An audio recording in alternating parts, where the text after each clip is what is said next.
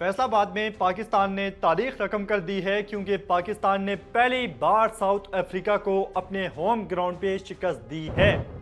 हालांकि पाकिस्तान अफ्रीका को उसके घर पे जाके हराता रहा है, लेकिन ये पहला मौका है जब पाकिस्तान ने अफ्रीका को अपने मुल्क में शिकस्त दी है और ये 2-1 से पाकिस्तान ने शिकस्त दी। आज के मैच में टारगेट बहुत आसान था, 144 रन का कोई बड़ा टारगेट नहीं था और जिस तरह से पाकिस्तान ने आज चेस किया है, खास करके साइम अयूब ने क्या शानदार इनिंग खेली है और बिल्कुल ऐसा लगता है कि साइम अयूब वापस अपने रंग ढंग में आ गए हैं और जो उनका कमबैक नहीं हो रहा था यहाँ पे उनका कमबैक हो चुका है।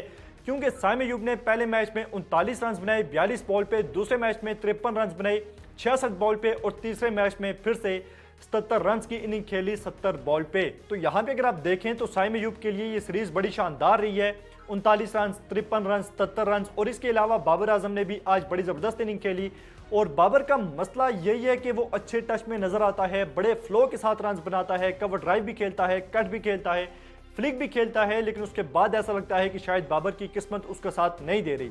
और ये पहली बार नहीं हुआ, बार बार ऐसा हो रहा है। बाबर आज भी बड़े जबरदस्त टच में नजर आ रहा था, 27 रन 32 बॉल पे। हालांकि सीरीज इतनी अच्छी नहीं रही, 11 रन पहले दूसरे मैच में, उससे पहले 7 रन, लेकिन ये तीसरा मैच था इसमें बाबर बड़े अच्छे टच में नजर आ रहे थे, 27 रन 32 बॉल पे, लेकिन उसके बाद रन आउट हो गए। लेकिन टारगेट चेस करने में पाकिस्तान को बिल्कुल कोई परेशानी नहीं हुई क्योंकि 144 रन का टारगेट था, 32 रन बना दिए, रिजवान ने 5 रन बना दिए, हमारे जो सलमान अली आगा हैं उन्होंने, तो पाकिस्तान मैच जीत गया और सीरीज भी जीत गया। ये पहला टेस्ट था शाहीन शाह अफरीदी का एज अ कैप्टन जिसमें वो कामयाब हुए हैं और शाहीन शाह अफरीदी 2-1 से सीरीज तो जीत गए हैं, लेकिन बहुत सी ऐसी चीज़ें हैं जो इस सीरीज में उनके लिए सीखने वाली थी। खास करके जो सबसे बड़ी चीज़ है वो ये कि उनकी अपनी वो परफॉर्मेंस नहीं रही इस सीरीज में जो होनी चाहिए थी। लास्ट में कार्ड्स पे आपको बोर्ड पे 2 विकेट्स नजर आएंगी, लेकिन ओवरऑल शाहीन अच्छी बॉलिंग नहीं कर सका और तीनों मैचेस में पावर प्ले में पाकिस्तान को कोई विकेट नहीं मिली। और आज जहां पे वसीम जूनियर को होना चाहिए था वहां पे फिर से शाहीन चला गया हारिस रऊफ के साथ। हालांकि हारिस रऊफ की जगह ही नहीं बनती और जो शाहीन को अपने प्लेयर्स के साथ खड़ा होना पड़ेगा, उनका साथ देना पड़ेगा।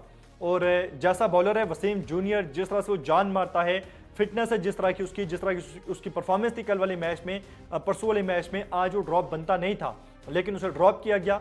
शाहीन को अपने प्लेयर्स के साथ खड़ा होना पड़ेगा और जो अपने डिसीजंस हैं वो खुद लेने पड़ेंगे। अगर शाहीन के फैसले आकिब जावेद के दूसरे तीसरे बाइट बैठ के सारे फैसले ही वो करेंगे तो फिर मुश्किल हो जाएगी और शाहीन को फिर जो है वो तनकीद का भी सामना करना पड़ेगा क्योंकि कप्तान है। मशवरा ज़रूर करें लेकिन जो फाइनल प्लेइंग 11 हो या जो भी हो उसमें शाहीन को अपनी मनमानी पड़ेगी क्योंकि यहाँ पे कप्तान बार बार फारिग हो रहे हैं, लेकिन ना मैनेजमेंट चेंज हो रही है ना सिलेक्शन कमेटी। लेकिन जो भी था पाकिस्तान मैच जीत गया है, सीरीज जीत गया है और ऐसा ना हो कि हर बार की तरह जैसे हम पहले कहते हैं कि छोटी टीम्स के अगेंस्ट हम जीतते रहते हैं और उसके बाद जब वर्ल्ड कप आता है तो वहाँ पे हम बुरी तरह से एक्सपोज होते हैं। तो तैयारी भरपूर तरीके से करनी होगी और तैयारी करने के लिए जैसे कमज़ोर हमारी कड़ियाँ थी टीम में, हुसैन तलत, इसके अलावा हम नहीं खिला सके हसीबुल्ला को और साथ में फैसल अकरम को, इन यंगस्टर्स को यहाँ पे चांस देना चाहिए था लेकिन नहीं दिया गया चांस। इसके अलावा बाबर आजम ने आज एक और बड़ा रिकॉर्ड अपने नाम किया है। जैसे कि हम सब जानते हैं कि पिछले कुछ दिनों से बाबर के नाम पे रिकॉर्ड आ रहे हैं, तो आज बाबर आजम ने एक बहुत बड़ा रिकॉर्ड अपने नाम किया है और वो उस फहरिस्त में आ गए हैं, इलाइट लिस्ट में आ गए हैं जिसमें पाकिस्तानी बल्लेबाजों ने 15,000 रन बनाए हुए हैं और बाबर आजम उन 5 खुशकिस्मत बल्लेबाजों में शामिल हो गए हैं जिन्होंने ये कारनामा सर अंजाम दिया है। बाबर आजम ने 15,000 रन मुकम्मल किए हैं। इससे पहले सबसे ज्यादा रन हैं इंजमामुल हक के जिनके रन है 20,541, 547 इनिंग्स में।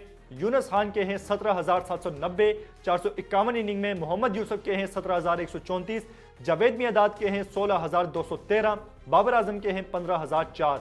वैसे देखा जाए तो टेस्ट में बाबर के रन हैं 4366, ओडीआई में हैं 6330 और T20 में 4302।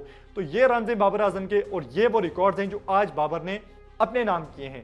इसके अलावा बॉलिंग में तफसील से बात कर चुके हैं पिछली वीडियो में कि बहुत शानदार बॉलिंग की अबरार ने और पाकिस्तान की जीत में अहम किरदार अदा किया।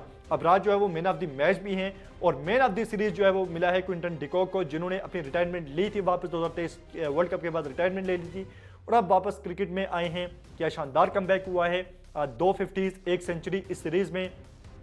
और आखिर में मेरे ख्याल में तारीफ करनी पड़ेगी फैसलाबाद के क्राउड की यानी कि 3 ओडीआई मैचेस और तीनों में स्टेडियम फुल। ये देखते हुए बड़ा अच्छा फील हो रहा था, जिस तरह से क्राउड बैक कर रहा था। बाबर ठीक है बार बार फेल हो रहे, लेकिन जो मोटिवेशन उसे क्राउड दे रहा है, जो सपोर्ट उसे क्राउड से मिल रही है, उससे जो शॉटें निकल रही हैं बाबर की, वो देख के सुकून आता है। मतलब बाबर जब भी खेलता है बहुत खूबसूरत लगता है जिस तरह से वो शॉट्स खेलता है। लेकिन इसमें बड़ा किरदार है बाबर के बल्ले से जो 27 रन भी आए हैं, ये जो पिछली 50 भी आई थी T20 में, इसमें बहुत बड़ा किरदार है इस क्राउड का। बाबर बार बार फेल हो रहे हैं, बार बार फैंस मायूस हो रहे हैं, लेकिन फिर भी वो आते हैं और स्टेडियम बिल्कुल जैम पैक होता है और सपोर्ट करते हैं बाबर को। और आज एक बड़ा खूबसूरत पोस्टर उठाया हुआ था, एक बंदे ने स्टेडियम में लिखा हुआ था, अब जाने की बात ना करना बाबर। मतलब क्या ज़बरदस्त, क्या खूबसूरत लाइन लिखी हुई थी। और इस तरह से क्राउड सपोर्ट कर रहा है और फैसलाबाद के तीनों मैचेस में स्टेडियम बिल्कुल फुल था मेरे ख्याल में। वो भी तारीफ के लायक है जिस तरह से अवाम आई है, पब्लिक आई है सपोर्ट करने पाकिस्तान की टीम को, और पाकिस्तान टीम ने भी उन्हें अभी मायूस नहीं किया और सीरीज़ अपने नाम की है।